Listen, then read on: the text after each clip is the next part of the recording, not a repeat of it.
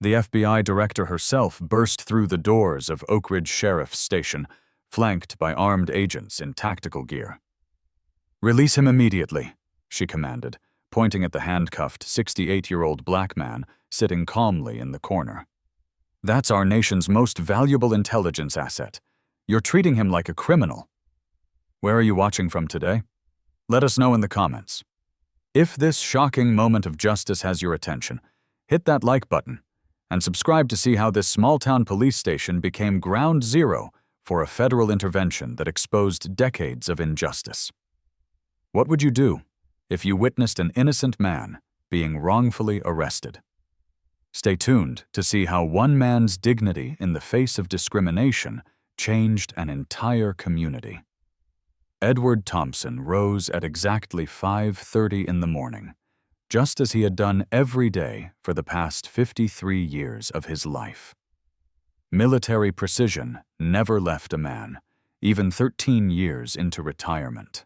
The 68-year-old former Air Force Chief Master Sergeant made his bed with hospital corners tight enough to bounce a quarter off the surface, a habit that had survived decades of service and now 3 years of widowhood. His modest single-story home in Oak Ridge, Alabama, was immaculate, with everything in its proper place.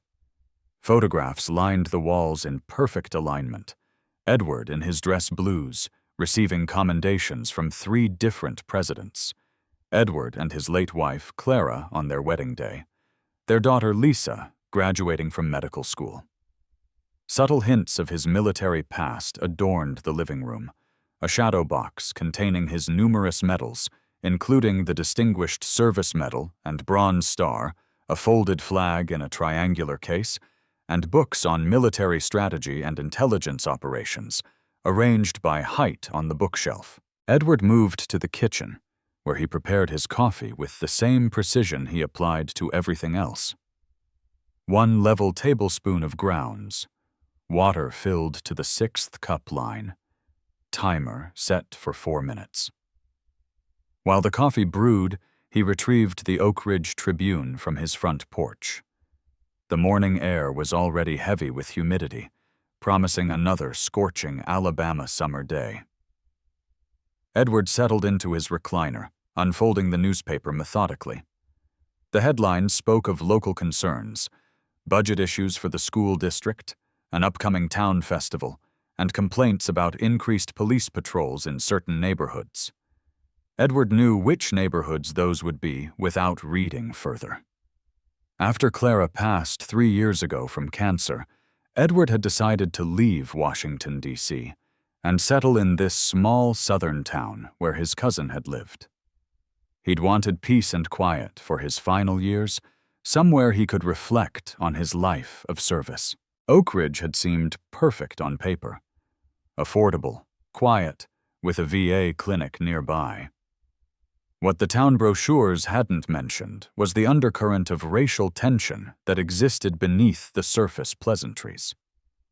Edward sipped his coffee, mentally planning his day. Wednesday meant grocery shopping and picking up his heart medication from Carter's Pharmacy. He dressed carefully in pressed khaki slacks and a light blue button-down shirt.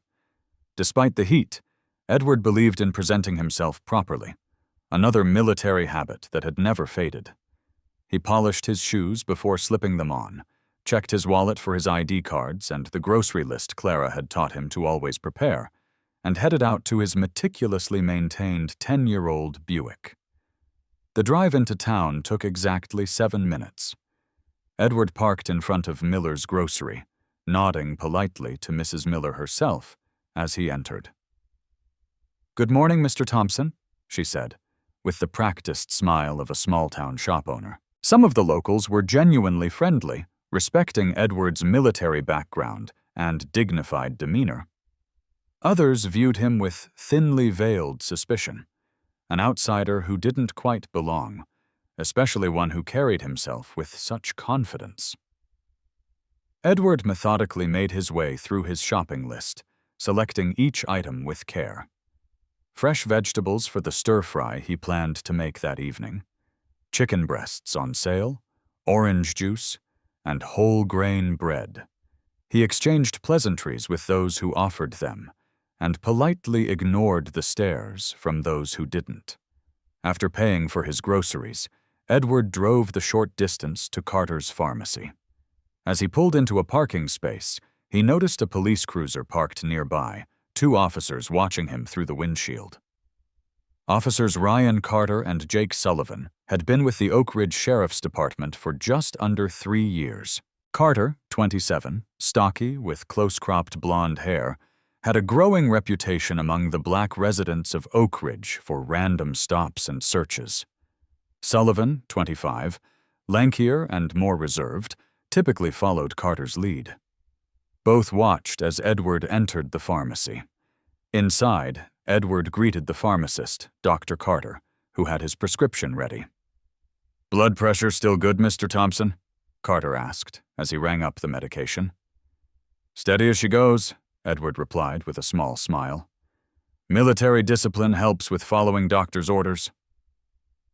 As Edward paid for his medication and turned to leave, he noticed the 2 officers had entered the pharmacy and were browsing items near the entrance, occasionally glancing in his direction. Edward recognized the look. He'd seen it countless times before, in countless places across America and around the world. The look that said he was being assessed as a threat, not as a citizen. He tucked his receipt and medication into his pocket, straightened his shoulders slightly, and walked toward the exit with the measured pace of a man who had nothing to hide and nothing to fear. He had no way of knowing that this routine Wednesday was about to become anything but routine. Edward had just placed his grocery bags in the trunk of his Buick when he heard footsteps approaching from behind. "Excuse me, sir." The voice was young, authoritative, with that particular edge Edward had learned to recognize over his 68 years of life. He turned slowly, hands visible by instinct and training. Officers Carter and Sullivan stood 6 feet away, Carter slightly ahead, with his hand resting casually near his holster. "Yes, officers. Can I help you with something?" Edward responded, his voice steady and respectful, despite the immediate understanding of what was happening. "We've had reports of suspicious activity in this area," Carter said, eyes scanning Edward's car and groceries. "Mind telling us what you're doing here today?" Edward maintained his calm exterior, though inside he felt the familiar weight of recognition. This dance was as old as America itself. "Just picking up my weekly groceries and heart medication, officers. I live over on Cedar Lane. Been in Oak Ridge about 3 years now." Officer Sullivan nodded slightly, but Carter's expression remained fixed, skeptical. "You seem to be taking your time loading up, just standing around watching the parking lot." Edward looked directly at Carter, his military bearing automatic. "I was organizing my groceries, sir. Eggs and bread separate from heavier items." The respect in his voice was genuine, not for the man, but for the uniform and what it should represent. Edward had spent 35 years serving his country, including advising military police operations. He understood proper procedure, which made recognizing improper procedure all the more painful. "I'll need to see some identification," Carter said, taking a step closer. Edward reached slowly for his wallet, movements deliberate and telegraphed. His mind flashed to the briefings he'd given young airmen decades ago. When confronted, move with purpose, but never with haste. Haste can be misinterpreted as aggression or flight risk. He handed over his driver's license and VA identification card. Carter studied them with exaggerated scrutiny, while Sullivan maintained his position, looking increasingly uncomfortable. "You know, you match the description of someone we're looking for in a convenience store robbery last night," Carter said, his tone suggesting he'd just found this connection rather than manufactured it on the spot. Edward felt a familiar tightness in his chest that had nothing to do with his heart condition. "May I ask what that description was, officer?" His voice remained level, despite recognizing the well-worn script playing out. Carter's eyes narrowed. Male, black, older, driving an older model sedan. Edward nodded slowly. That's a rather broad description, officer. Could fit quite a number of people in this town. You questioning police work now? Carter's tone hardened. In that moment, Edward had a flash of memory. Saigon, 1972.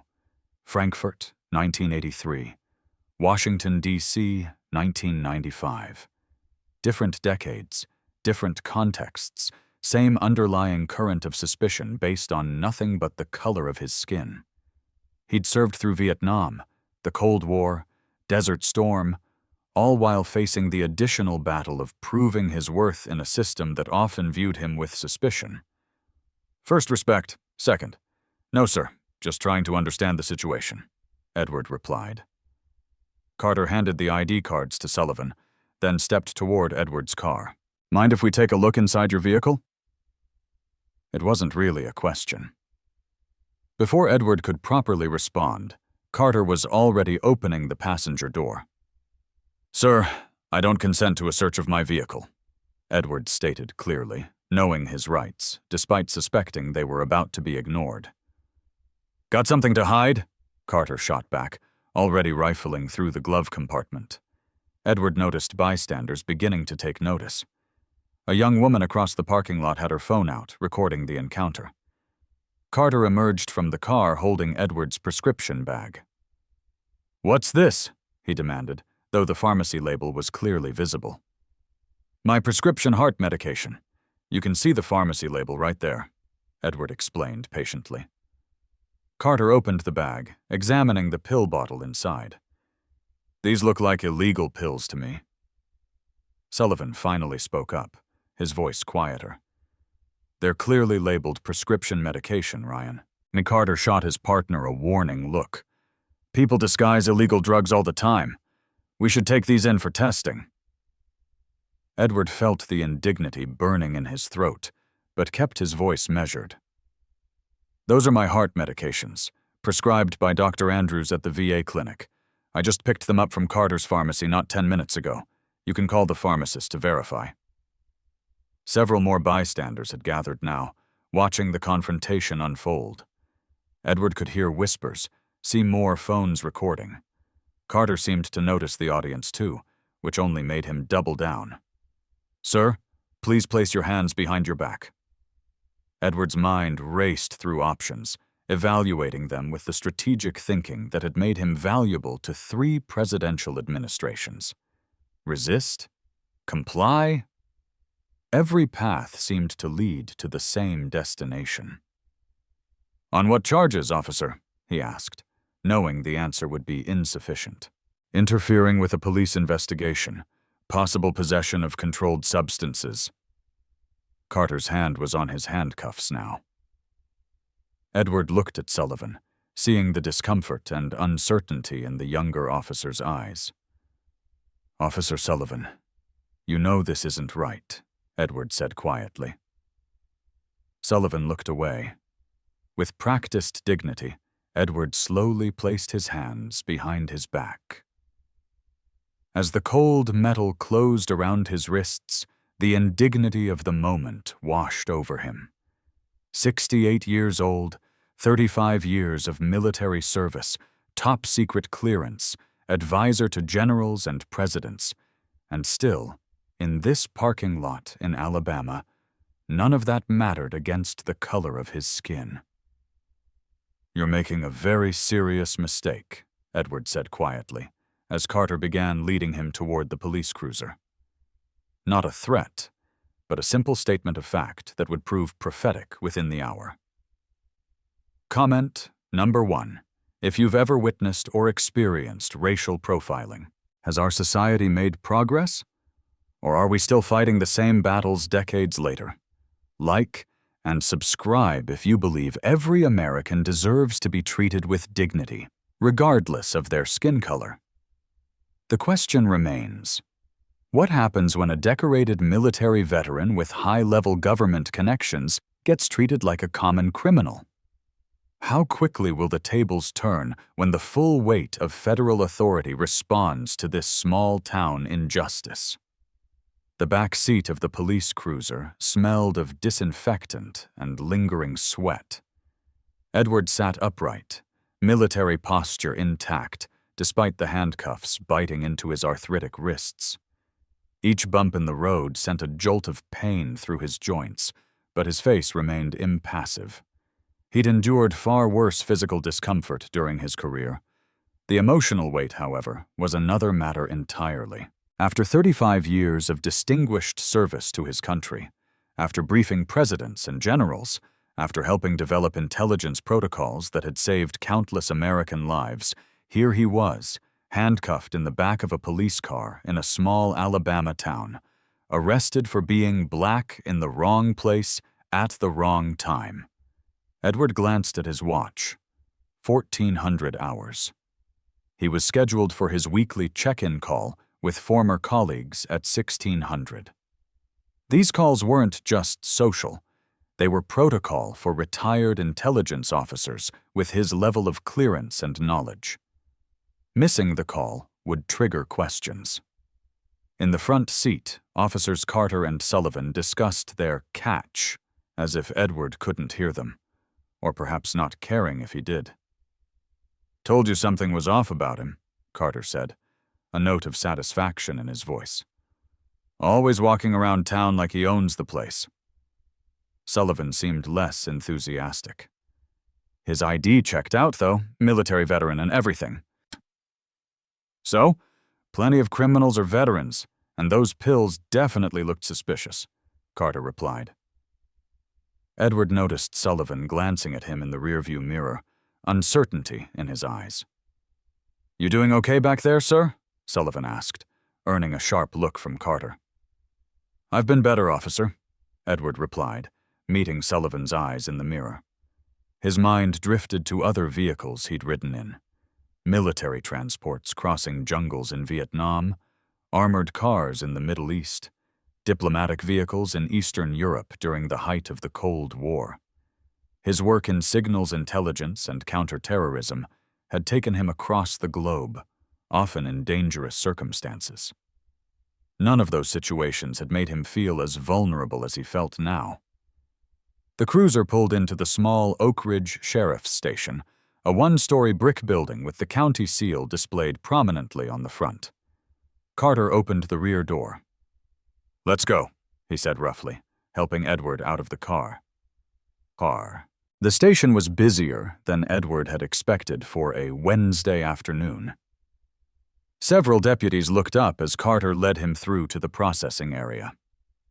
A desk sergeant, an older white man with graying hair and a substantial belly stretching his uniform, looked up from his computer.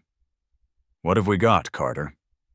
"Suspicious individual, possible narcotics," Carter replied, pushing Edward's wallet and prescription bottle onto the desk. The sergeant, whose nameplate read Baxter, picked up Edward's military ID and studied it, then looked at Edward with slightly widened eyes. "Chief Master Sergeant." Edward nodded once, dignified despite the circumstances. Baxter looked back at the ID, then at Carter with a questioning expression that the younger officer either missed or ignored. "Need to get him processed," Carter insisted.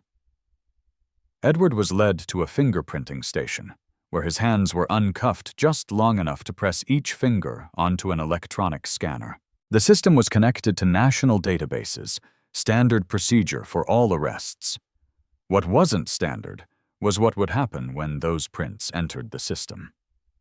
Edward knew his fingerprints would trigger alerts in certain classified databases, but he wasn't sure how quickly the response would come or what form it would take. He was photographed, his personal items inventoried and placed in a plastic bin. "One phone call," Baxter said, gesturing to a phone on the wall. Edward dialed his daughter's number from memory.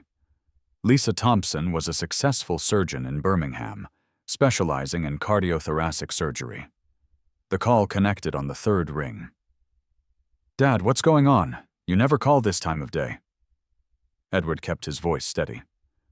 Lisa, I've been arrested in Oak Ridge. I'm at the sheriff's station. A beat of silence. What? On what charges? They're claiming suspicious behavior and questioning my prescription medication. It's clearly racial profiling. Edward could hear his daughter's sharp intake of breath, followed by the sounds of movement. Papers rustling, a door closing. I'm on my way. Should be there in about an hour. Don't say anything else to them, okay? And Dad, should I call any of your old friends? Lisa knew enough about her father's former career to understand the implications. That won't be necessary, Edward replied, knowing the system would already be in motion. But thank you, sweetheart. After the call, Edward was led to a holding cell containing 2 other men. A young white man who appeared to be coming down from some substance and a middle-aged Latino man in work clothes. Both eyed Edward warily as he entered. The cell was small, with a single bench along the back wall and a stainless steel toilet in the corner. Edward sat on the bench, back straight, hands folded in his lap. The Latino man nodded respectfully. What they get you for, old-timer? Edward met his eyes. Existing while black, apparently. You? The man snorted. Broken taillight, but really working landscaping while Hispanic. He extended his hand. Carlos Rivera. Edward shook it. Edward Thompson. The young white man was watching them now, curiosity overcoming his initial wariness. You really don't look like you belong in here, man. Edward smiled slightly. I don't. And neither do you, gentlemen, I suspect.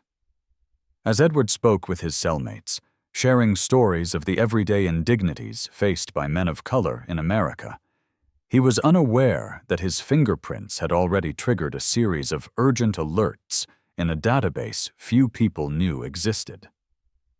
Comment number 1. If you think our justice system treats everyone equally, regardless of race, or comment number 2, if you believe racial bias still influences law enforcement today, have you ever stood up against injustice when you witnessed it, or remained silent like Officer Sullivan?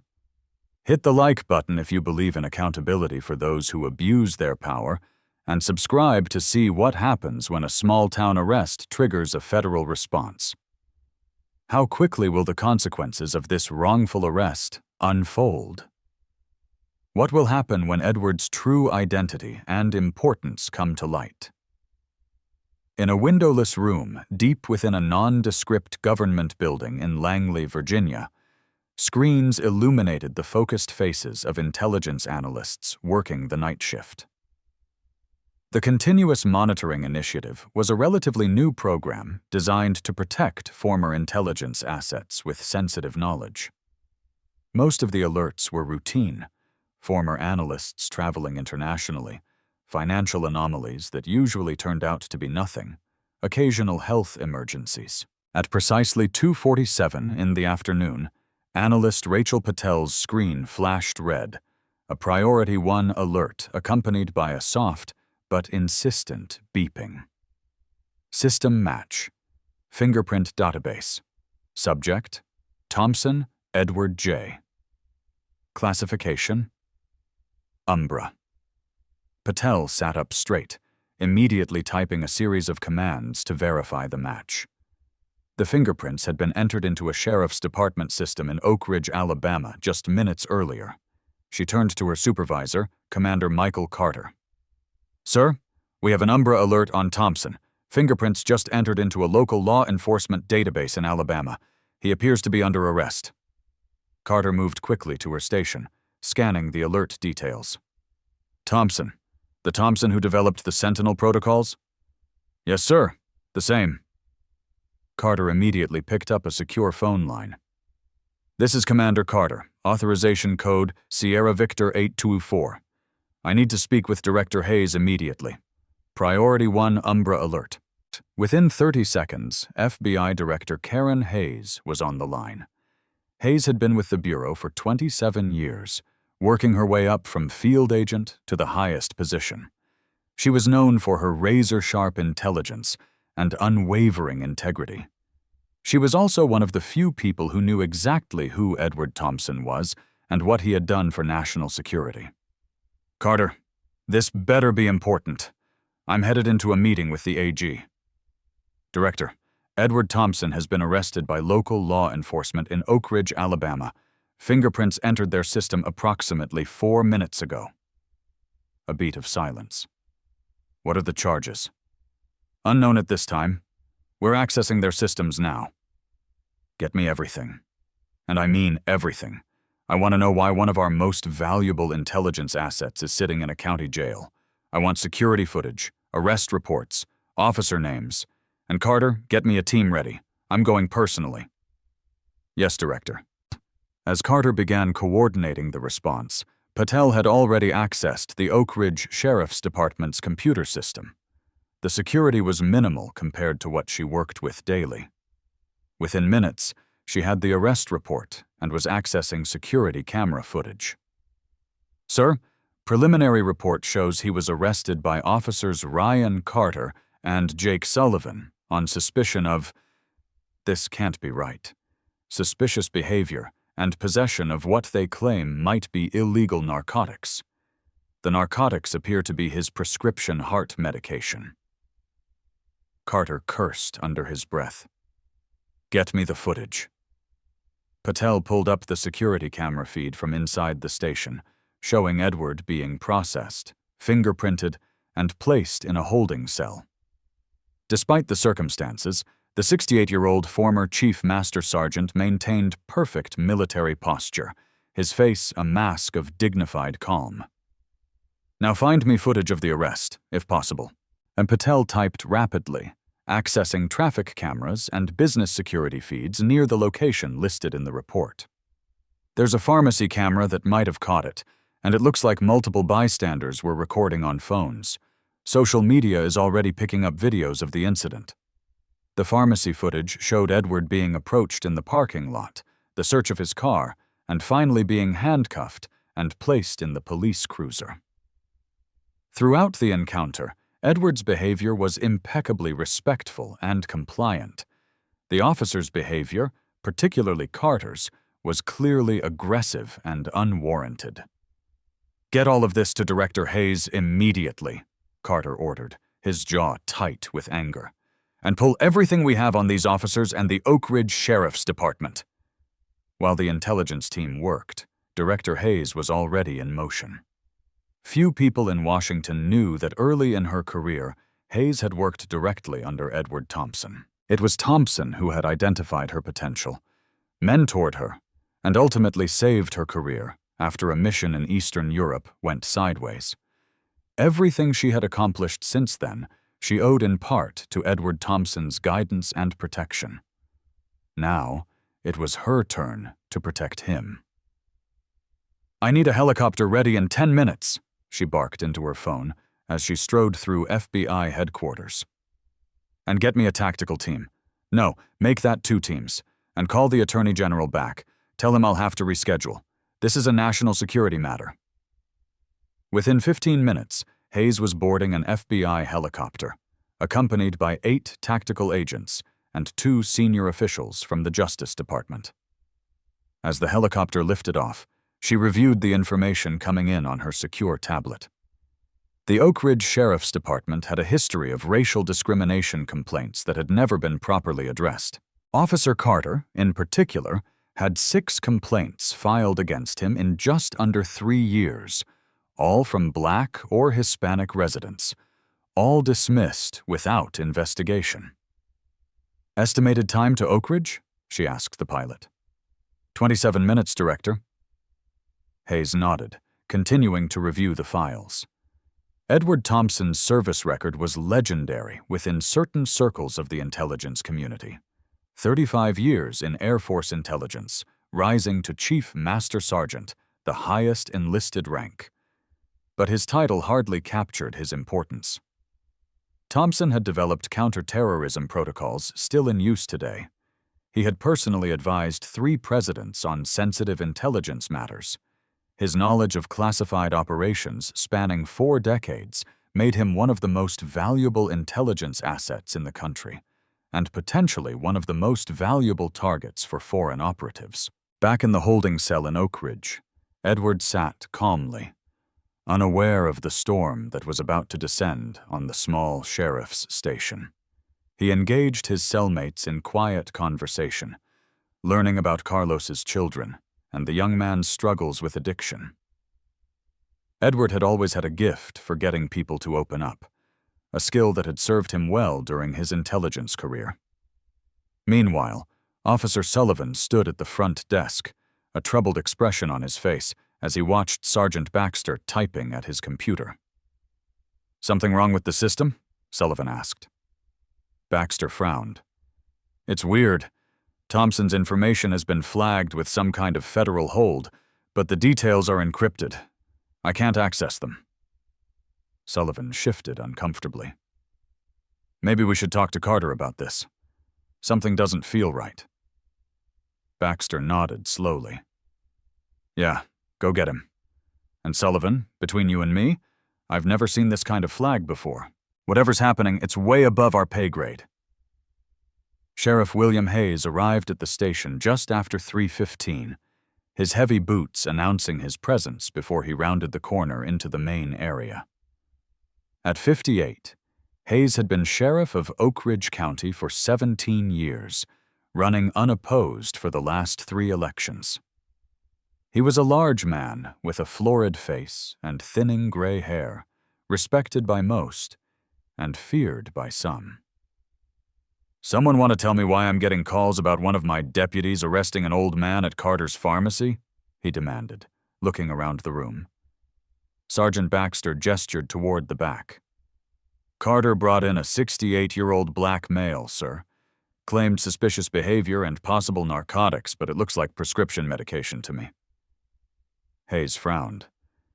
"And this is enough commotion for the mayor to call me directly because—" Carter appeared from the break room, coffee in hand. "Sheriff, I was just doing my job. This guy matched the description of a suspect in that convenience store robbery." Hayes fixed Carter with a hard stare. "What convenience store robbery would that be, Deputy? Last robbery we had was 3 weeks ago, and the perp was a 20-something white kid hooked on Oxy." Carter's confidence faltered slightly. "Well, there were reports of suspicious activity in the area, and this guy was just hanging around the pharmacy parking lot, watching people." Sullivan, standing nearby, shifted uncomfortably, but remained silent. Hayes gestured for the arrest report, which Baxter handed over. As he read, his expression darkened. "You arrested a 68-year-old Air Force veteran with a spotless record because he was watching people while loading groceries into his car?"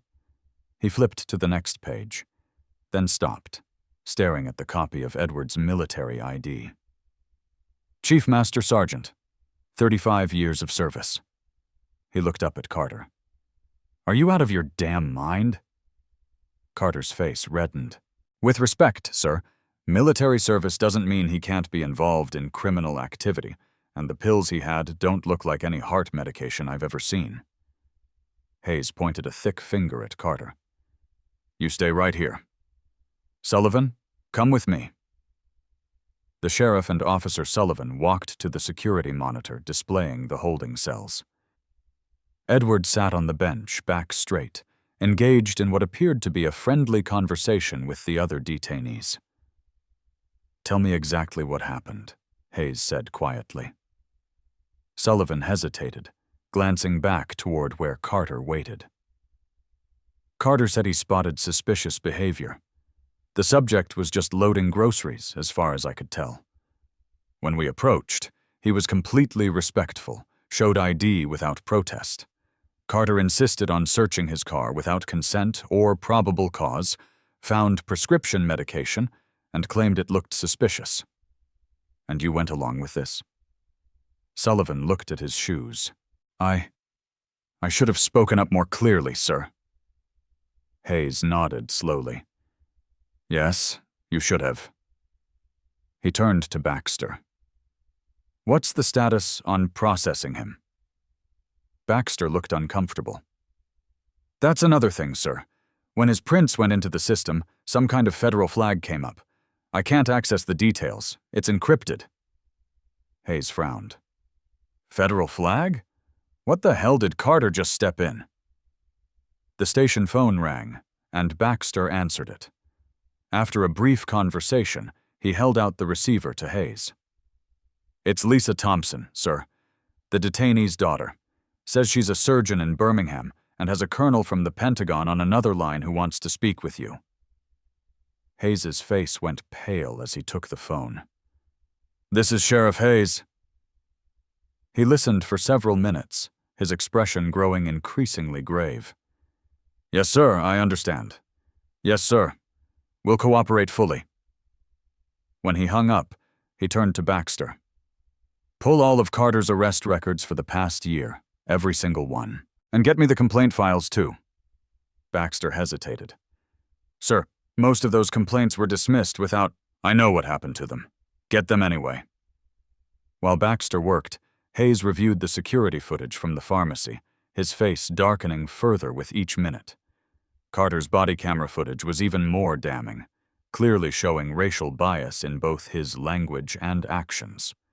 When Carter referred to Edward as boy at one point during the search, Hayes slammed his hand on the desk. He called Carter into his office, closing the door behind them. Through the glass, the officers could see Hayes shouting, his face red with anger. Carter initially appeared defiant, then increasingly defensive as the conversation continued. Meanwhile, Sullivan had pulled Baxter aside. I need to tell you something, he said quietly.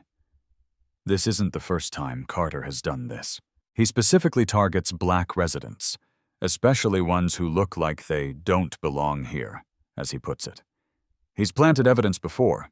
Nothing major, just small amounts of marijuana or pills, but enough to justify arrests. Baxter stared at him. And you're just saying this now? Sullivan looked ashamed. I know. I should have reported it before. He's my partner, and I— Baxter shook his head in disgust. You better tell the sheriff everything. And I mean everything. Outside the station, a small crowd had begun to gather.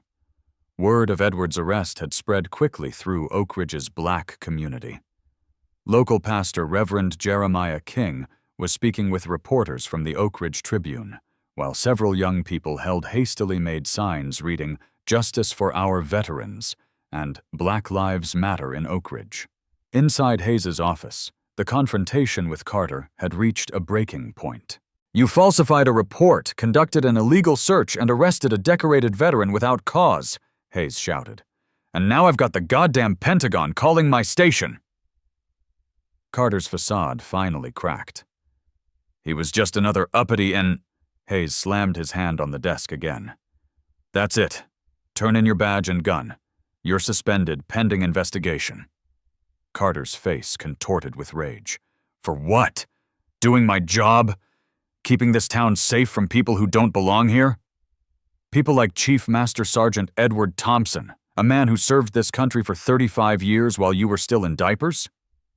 Carter threw his badge on the desk. This town's going to hell anyway. All these outsiders moving in, thinking they're better than us. As Carter stormed out of the office, Sullivan approached the sheriff. Sir, there's something else you should know about Carter's previous arrests. Before he could continue, Baxter called out from the front desk. Sheriff, you need to see this! Hayes hurried over to find Baxter staring at his computer screen, which displayed an incoming message marked, Urgent, Federal Priority. FBI helicopters just requested emergency landing clearance at the municipal airfield, ETA 5 minutes. They're coming here, sir. Hayes ran a hand over his face. Jesus Christ. What the hell has Carter done? As if in answer, the station's fax machine began printing page after page of federal documentation.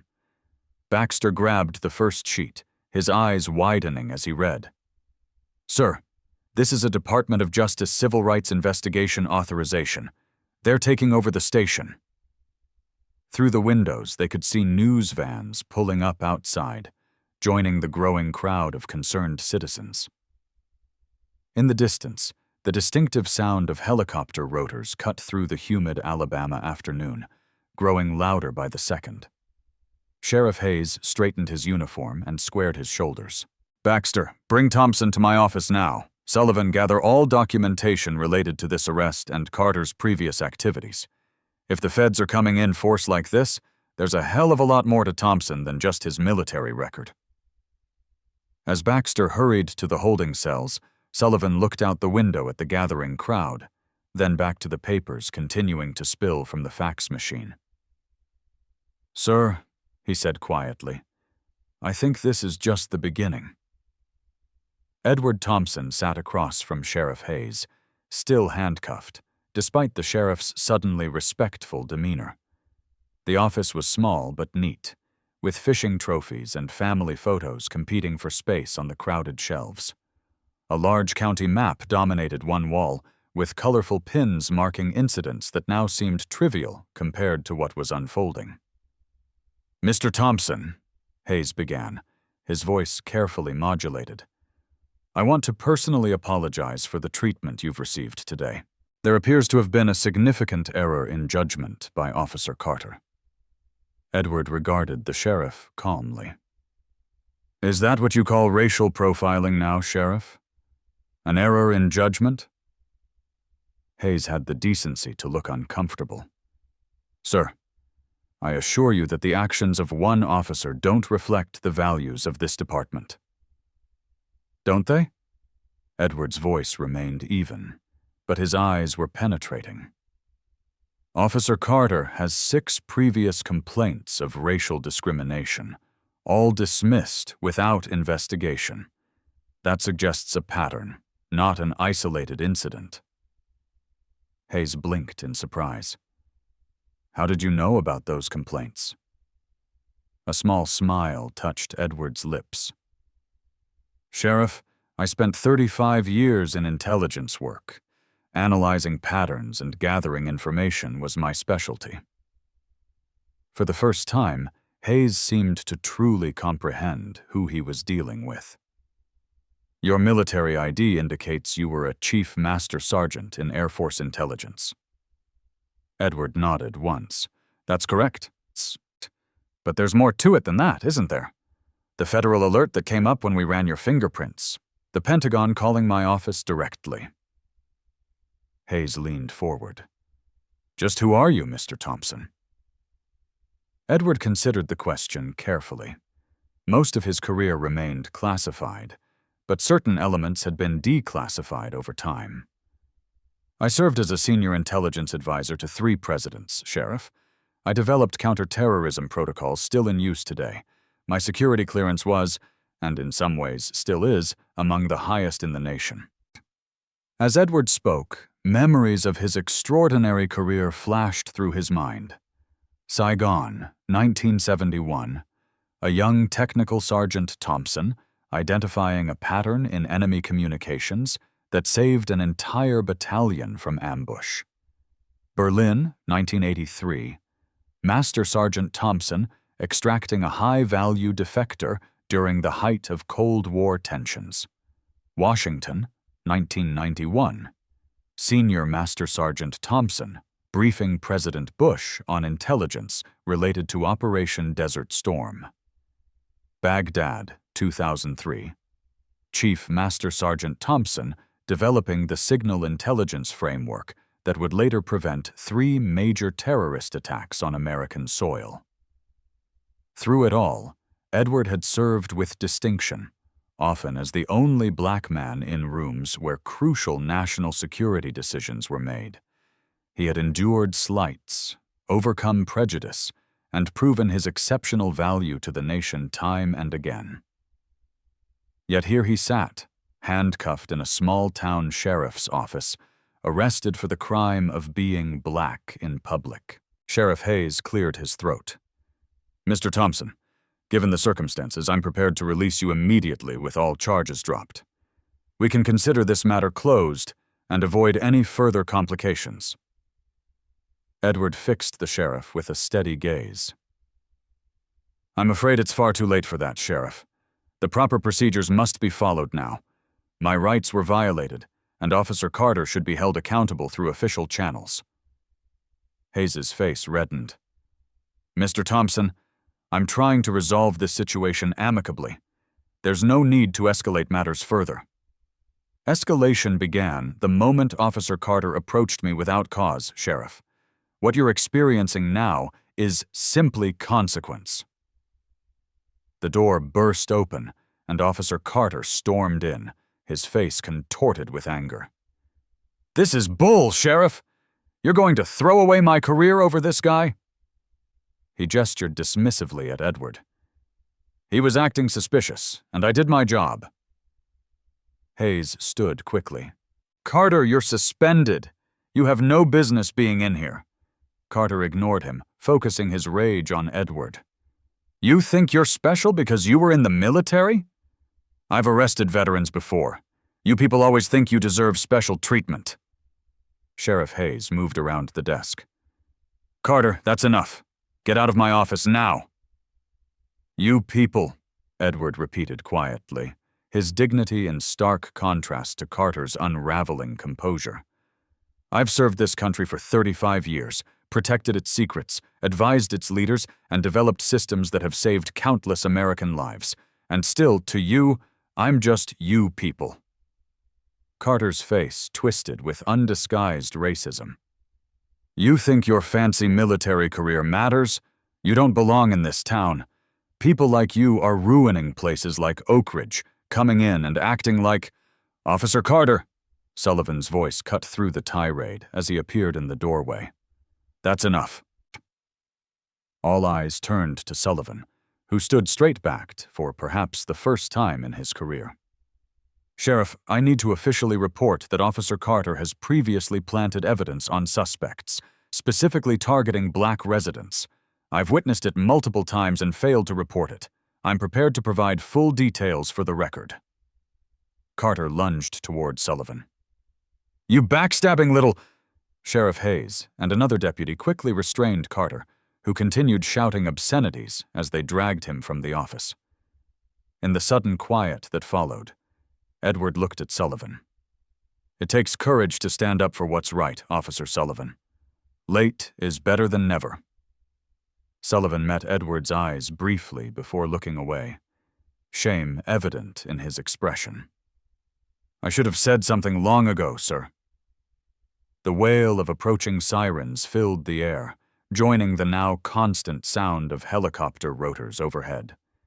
Sheriff Hayes returned, his face grave. "Mr. Thompson, it appears the FBI has arrived in force. Director Hayes herself is leading the operation." Edward nodded, unsurprised. "Karen always was thorough." You know the FBI director personally?" Hayes asked, his voice faint. Before Edward could respond, the building seemed to shudder as the front doors burst open. Raised voices echoed down the hallway, federal authorities identifying themselves and taking control of the station. Sheriff Hayes sank back into his chair, the full weight of the situation finally settling on his shoulders. "This department is finished, isn't it?" Edward regarded him thoughtfully. "That depends on what you do next, Sheriff. Corruption festers in silence and darkness. Perhaps this is an opportunity to bring things into the light." Comment number 1. If you believe one person standing up for justice can create meaningful change in a broken system, have you ever witnessed someone finding the courage to speak truth to power, like Officer Sullivan finally did? Hit the like button if you believe accountability is essential in our justice system, and subscribe to see how this confrontation reaches its dramatic conclusion. The FBI has arrived, but will justice truly be served? What will happen when Edward Thompson finally comes face to face with FBI Director Hayes, and what does their shared history mean for the future of Oak Ridge? The double doors of the Oak Ridge Sheriff's Station crashed open with military precision as FBI agents in tactical gear poured into the building. They moved with practiced efficiency, securing exits and establishing a perimeter within seconds. Behind them strode FBI Director Karen Hayes, her tailored suit and commanding presence immediately drawing all eyes in the room. She was flanked by 2 senior Justice Department officials and followed by a team of agents carrying electronic equipment and document cases. "This is a federal intervention," she announced, her voice cutting through the chaos. "By order of the Attorney General of the United States, this department is temporarily under FBI authority, pending investigation." She scanned the room until her eyes locked on Sheriff Hayes' office. Without hesitation, she crossed the room, agents parting before her. When she entered the office and saw Edward Thompson sitting handcuffed, her professional demeanor cracked slightly. "Remove those immediately," she ordered a nearby agent, who quickly unlocked the handcuffs. Edward rubbed his wrists, nodding his thanks. "Hello, Karen. It's been a while." Director Hayes' expression softened momentarily.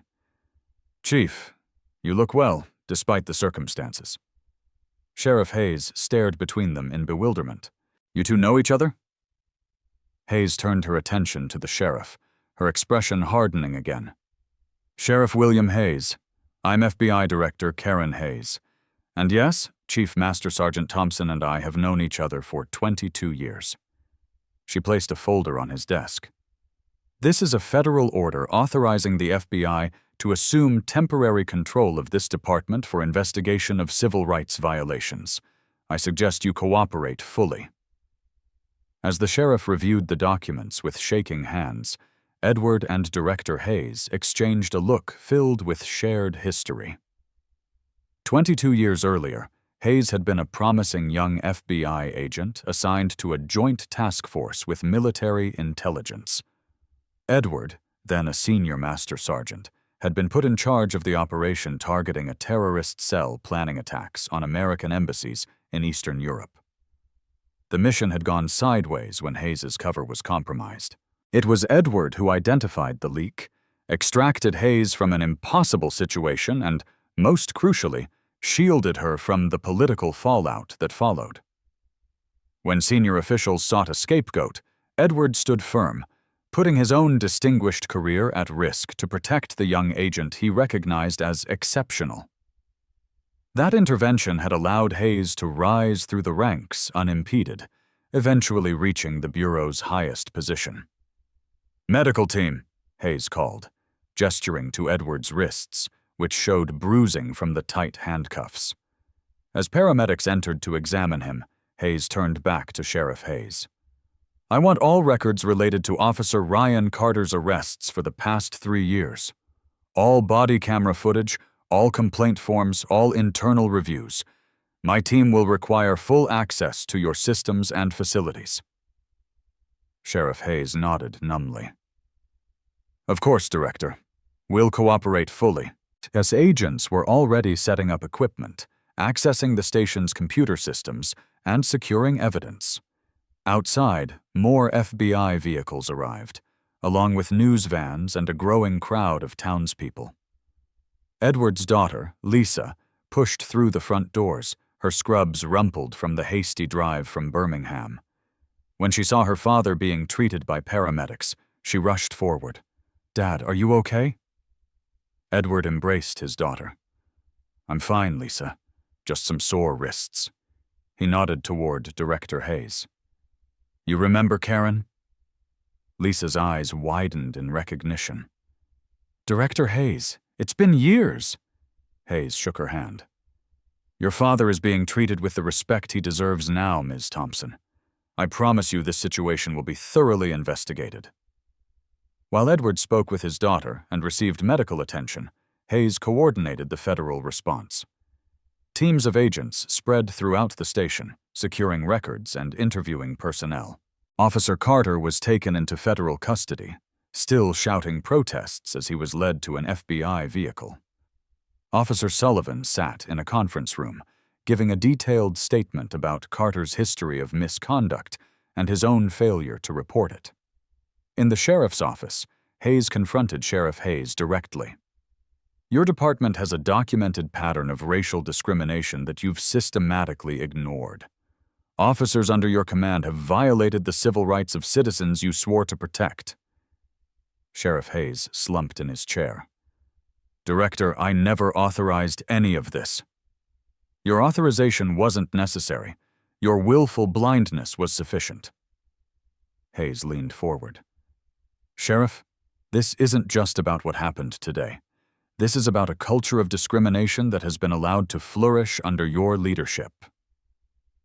As the federal investigation unfolded inside, the scene outside the station grew more charged.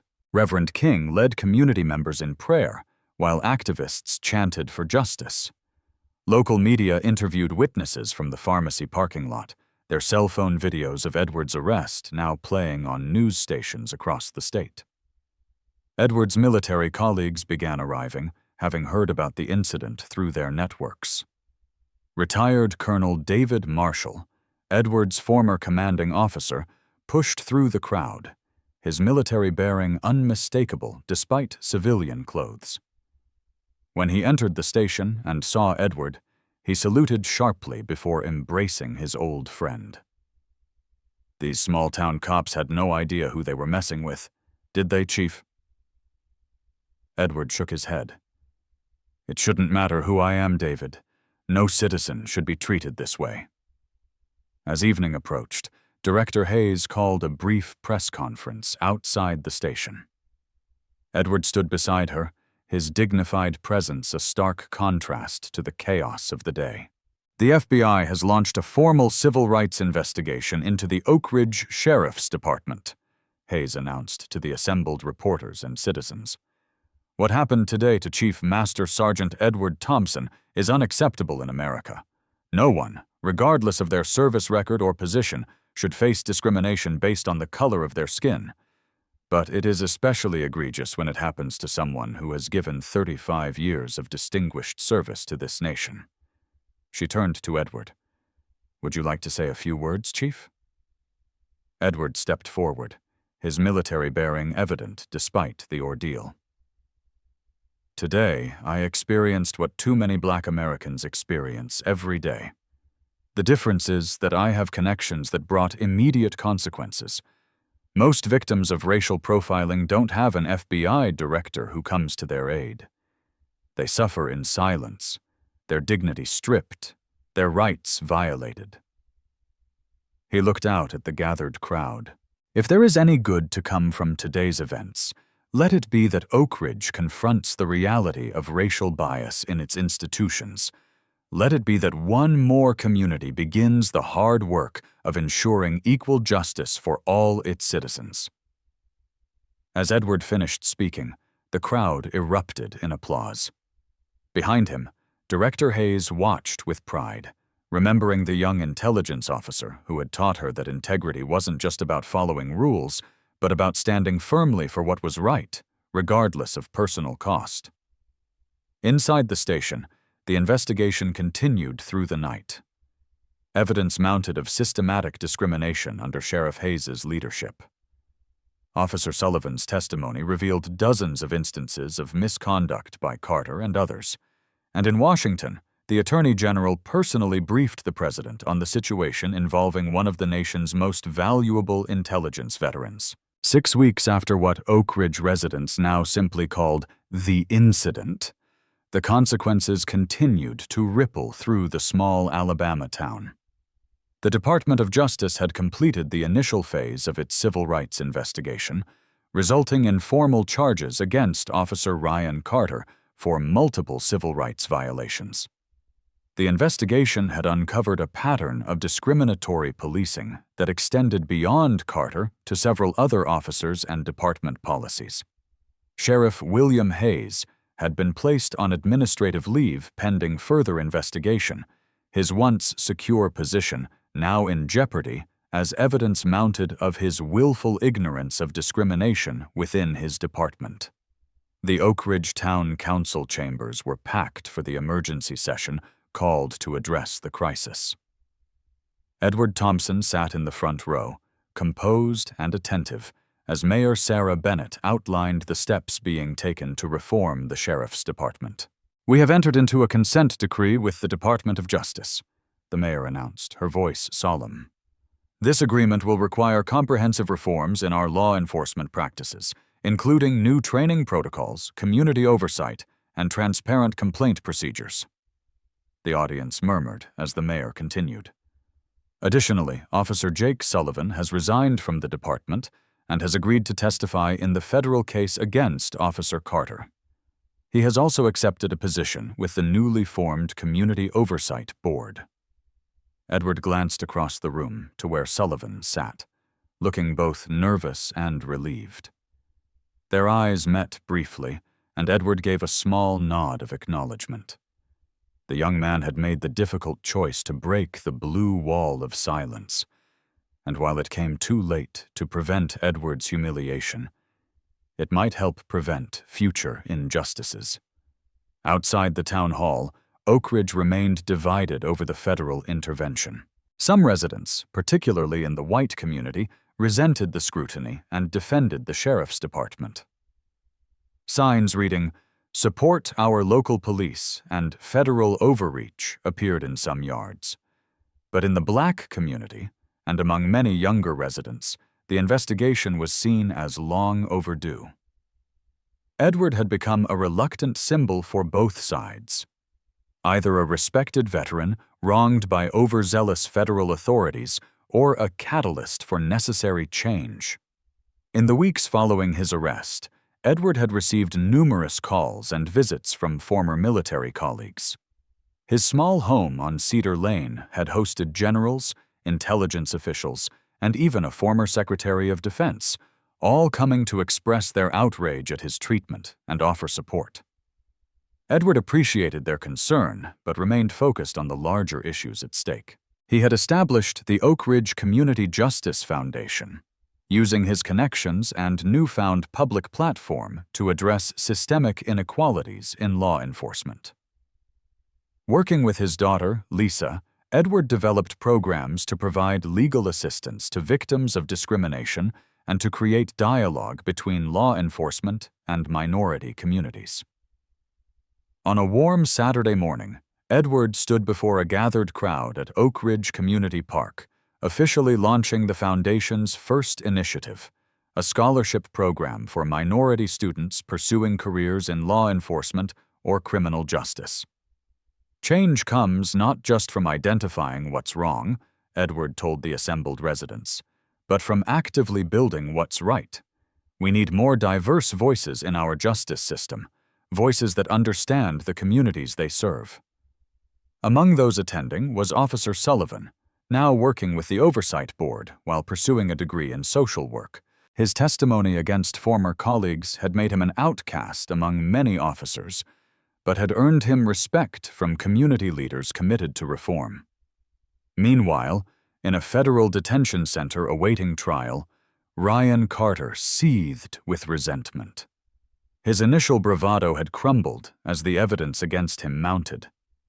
Body camera footage, witness statements, and Sullivan's testimony had revealed a consistent pattern of targeting black residents.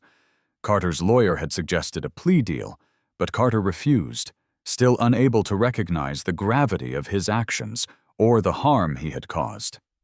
The national media had seized on the story, painting Oak Ridge as a microcosm of America's ongoing struggle with racial justice. Edward had given several carefully considered interviews, always steering the conversation away from his personal ordeal and toward the systemic issues it revealed. His military background and dignified bearing made him a compelling spokesperson, someone whose patriotism could not be questioned, even as he called for fundamental reforms. 4 months after the arrest, Edward received a phone call from the White House.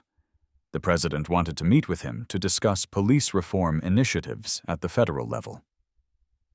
As Edward packed for the trip to Washington, he reflected on the strange turn his retirement had taken. He had moved to Oak Ridge seeking quiet and anonymity after a career spent in the shadows of national security.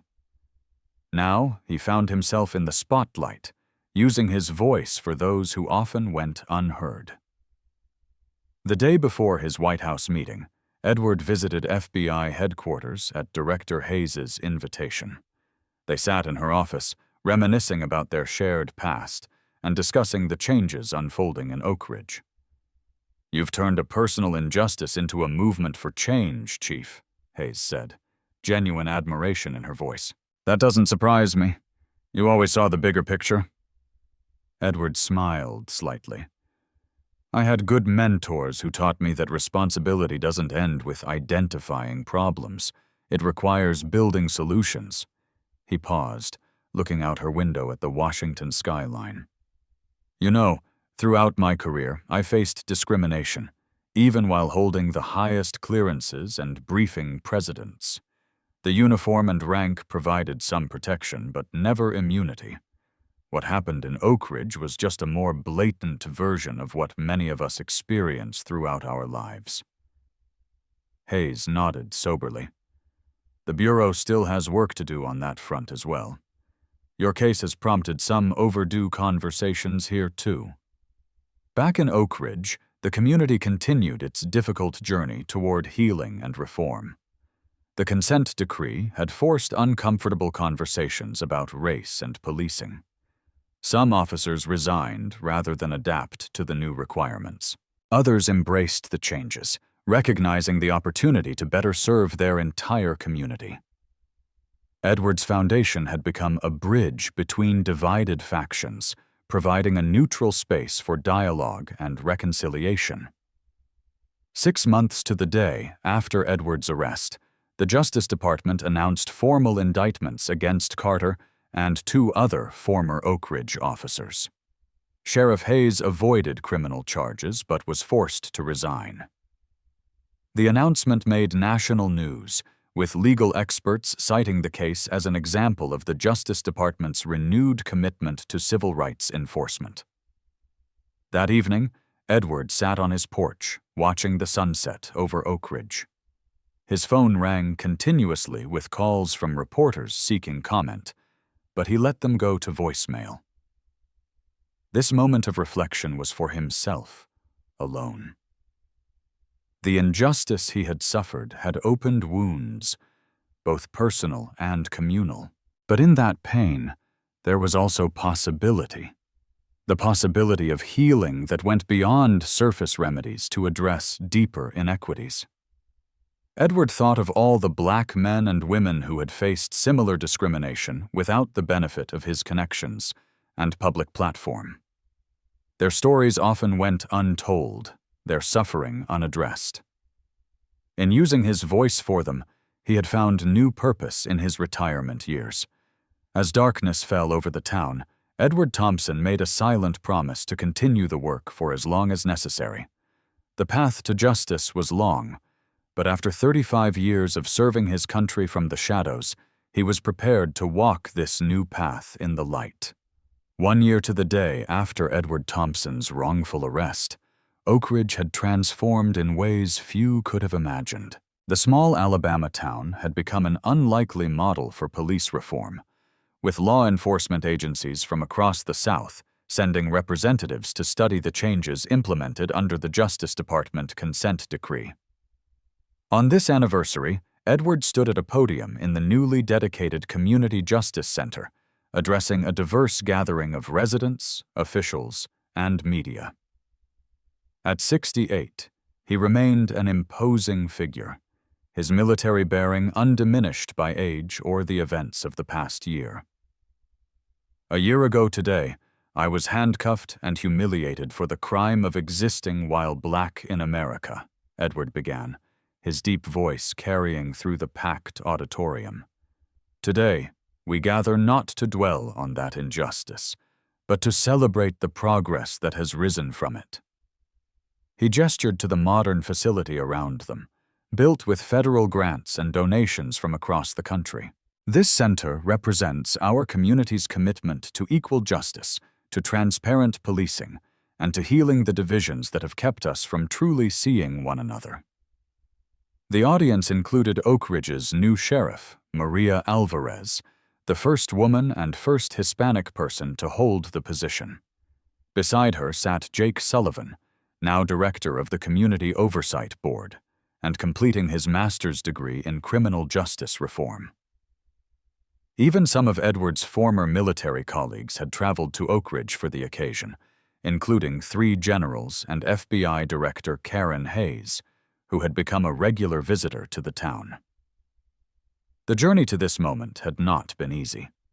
The federal trial of former Officer Ryan Carter had divided Oak Ridge, with painful testimony revealing the extent of discriminatory policing that had flourished under the previous administration.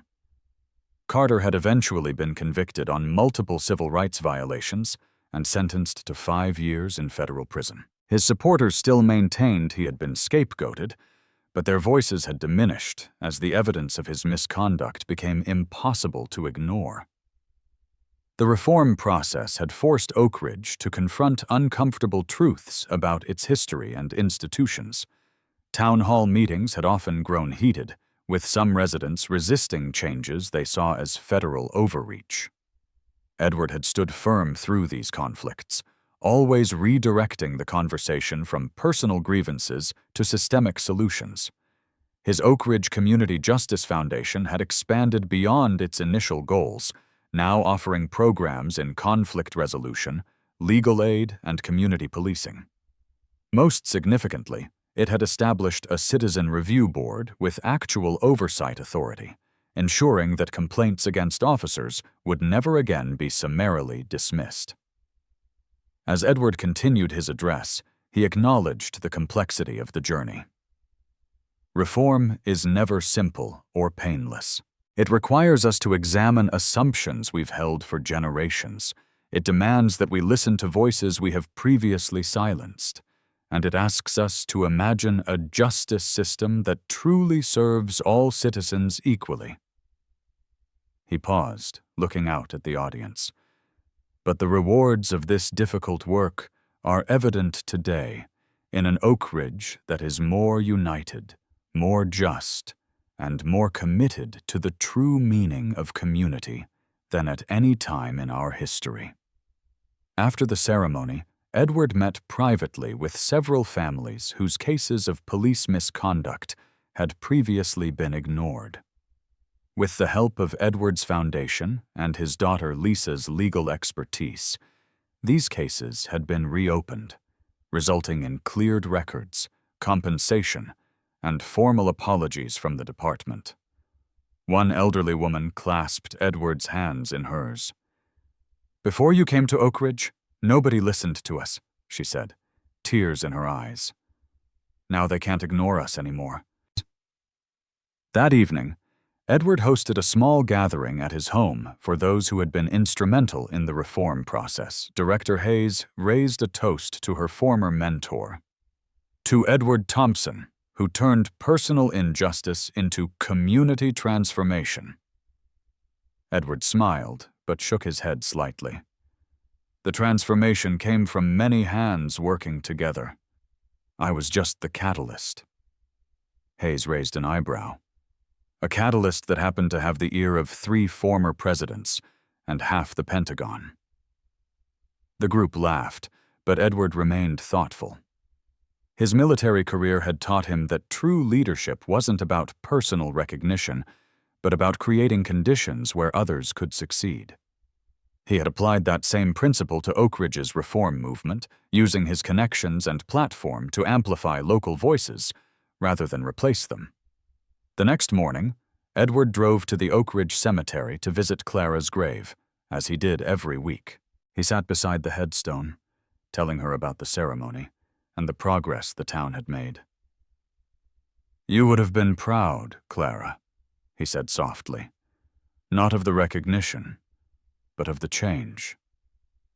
That's what always mattered to you." On his drive back home, Edward passed Carter's pharmacy, the site of his arrest a year earlier. The business had new ownership now. The previous pharmacist had sold the store after it was revealed that he had been the one to call the police that day, falsely reporting suspicious behavior. Edward continued through town, noting the changes both visible and invisible. The sheriff's department vehicles now carried body cameras and displayed the department's new motto: to protect, serve, and respect. Community policing officers walked beats in all neighborhoods, not just the wealthy ones. Training on implicit bias and de-escalation was now mandatory and ongoing. Most importantly, a sense of cautious trust was beginning to replace the fear that had characterized relations between law enforcement and Oak Ridge's black community for generations. As Edward pulled into his driveway, he noticed a delivery man approaching with a package.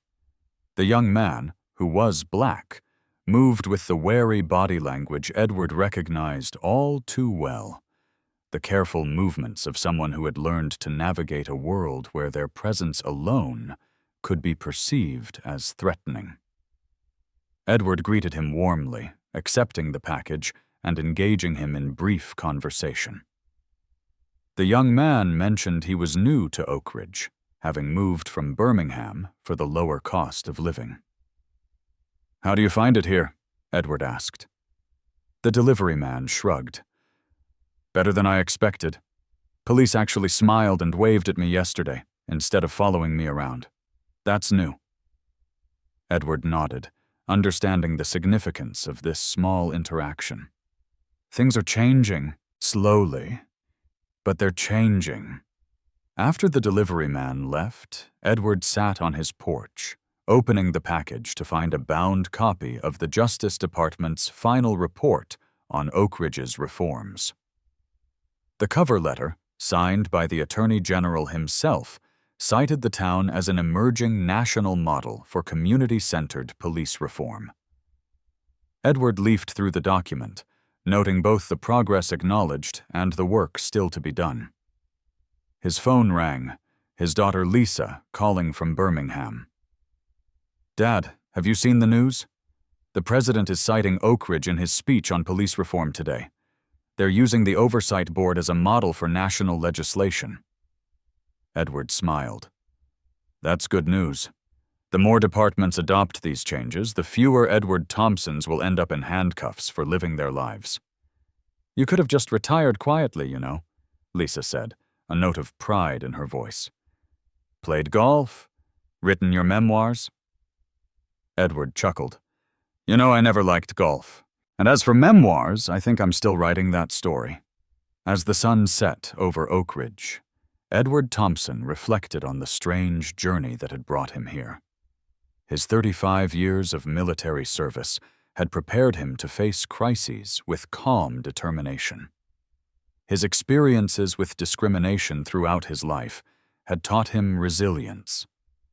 And now, in what should have been his quiet retirement years, he had found a new mission just as important as any he'd undertaken for his country. The wrongful arrest that had humiliated him had ultimately empowered an entire community to demand change. The system that had failed him was being rebuilt, imperfectly, but genuinely, into something more just. And Edward Thompson, who had spent his career in the shadows protecting American ideals, was now helping to fulfill those ideals in the clear light of day. What do you think about Edward's approach to turning injustice into positive change? Would you have had his patience and dignity in the face of discrimination? Comment below with your thoughts. If Edward's story of resilience and transformation inspired you, please hit the like button and subscribe for more powerful stories of justice and change. Share this video with someone who needs to understand the importance of standing up for what's right, even when it's difficult. Thank you for joining us on this journey through Edward Thompson's extraordinary story. And remember, true justice requires not just good laws, but good people willing to uphold them. Edward Thompson's story teaches us that dignity and integrity can triumph even in the face of injustice. His calm, commanding presence, cultivated through decades of military service, proved more powerful than the prejudice he encountered. The incident demonstrates how racial discrimination persists in America, regardless of one's service to country. Yet it also shows that systemic change is possible when brave individuals stand up for what's right. Officer Sullivan's evolution reminds us that silence enables injustice, while speaking truth to power, though difficult, creates possibility for redemption and reform. The community's transformation illustrates that confronting uncomfortable truths about racism can lead to healing and progress. Perhaps most importantly, Edward's response to injustice offers a blueprint for effective advocacy. Using personal pain as motivation for systemic change, building bridges across divided communities, and creating institutions that outlast individual efforts. His story shows that true justice requires not just accountability for wrongdoing, but the creation of new systems that prevent future harm. What would you do if faced with discrimination? Would you have Edward's courage to transform personal injustice into community change? Share your thoughts in the comments. If this story of dignity prevailing against racism moved you, please hit that like button and subscribe for more powerful stories of justice and resilience. Share with someone who needs inspiration to stand against discrimination. Thank you for witnessing Edward's journey. Remember that every community has the potential for transformation when good people refuse to accept injustice.